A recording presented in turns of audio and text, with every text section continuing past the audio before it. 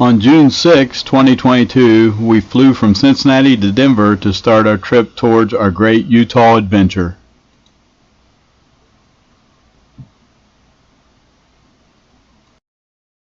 "40 miles west of the Denver International Airport is Dinosaur Ridge. We made our first stop there.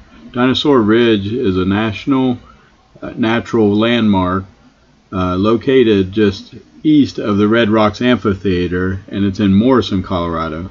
It's the #1 rated dinosaur track site in the U.S. You can hike to the sites or do what we did and take a guided bus tour. Once wet, sticky mud. It was. I'm going to throw some analogies at you guys. If you make a layer cake, make a cake with a bunch of layers of different stuff, it's going to look just like that. Because due to gravity, the layers of rock throughout the world are laid down in pancake full fashion, right? Now, one thing about this rock is we see no rocks, no pebbles, no boulders, and that tells us one thing. We had no river, and the streams were mostly dry and occasionally would flow through here. This is what we call fine-grained sediments. Now, if you take your thumb and push it down into that layer cake, your thumb goes down to a certain area, but the pressure your thumb pushing is going to distort the layers underneath. Right. Here, instead of on the other side, the rocks falling from above, now they're falling down from the bottom. So here's how we read these guys. Think of an African elephant herd. Big ones outside, teenagers moving around, babies in the middle. Same size, this one, that one. Same layer of mud. We interpret that as the same dinosaur.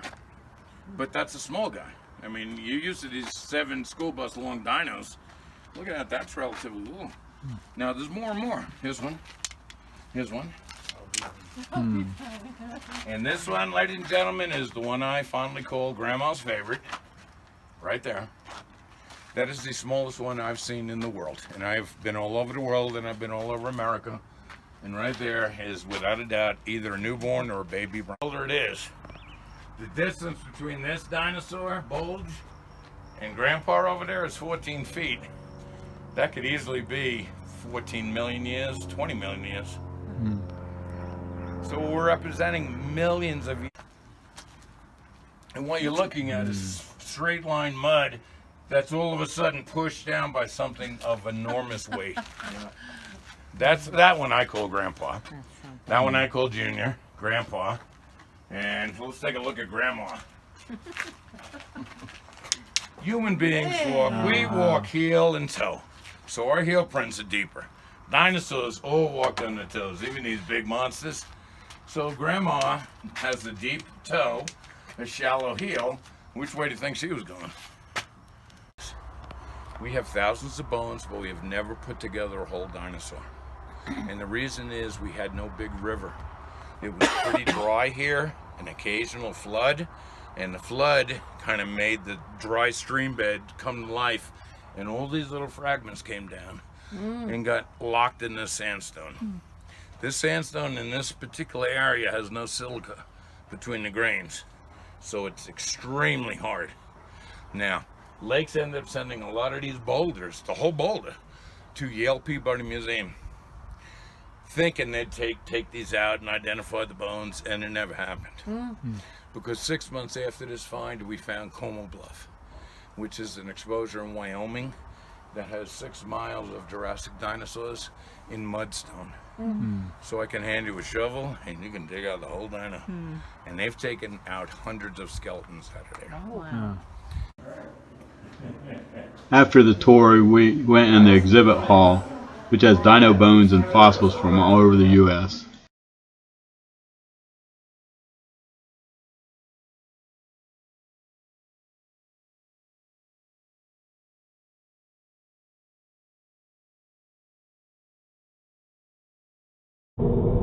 From Dinosaur Ridge, we drove west through Colorado on our way to Utah. Even though our windshield was dirty, you can still see the beauty of the Rocky Mountains. One of the highlights was going through the Eisenhower Tunnel.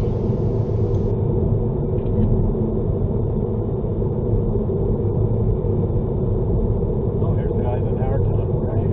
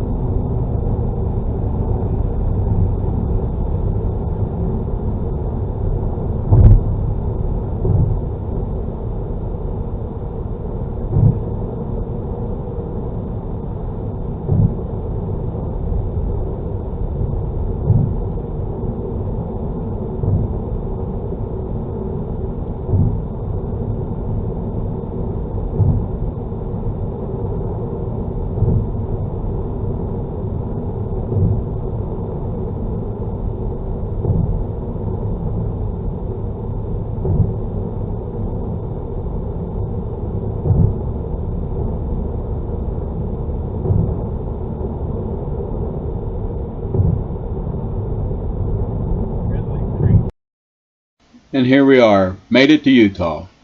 Check for our other videos soon to find out what we did while we were in Utah.